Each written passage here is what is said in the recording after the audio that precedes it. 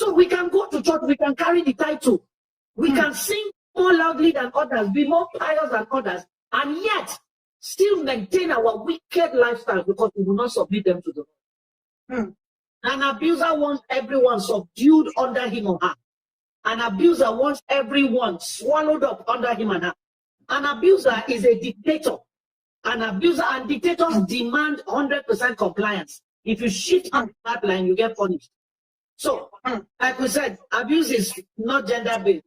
It's just that what happens is, when the man is the abuser and he's physical, they can see the effect. Yeah. When he shouts at her, they can see the effect. But for men, most of the time, it's not physical. Most women cannot physically match their husband's strength. But in fact, I prefer that you beat me than to say something to me, than to treat me a certain way, than to ignore me, than to dismiss me, than to chide me. I prefer that you beat me. So for many men who are suffering domestic violence, a large percentage of them is not physical, is emotional, is psychological, is sexual. For the women, the predominant kind of abuse is physical, spiritual, financial. Those are the three.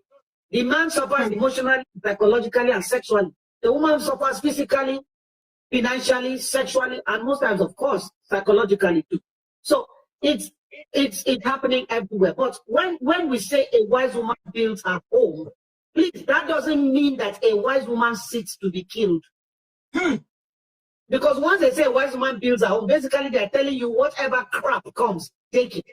That's the way to build. No. No, when God was giving these scriptures, he was giving those scriptures under an assumption. What is the assumption?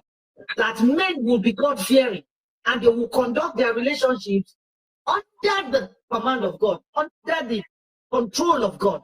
But most people are taking the word of God and then conducting the relationships outside of the word.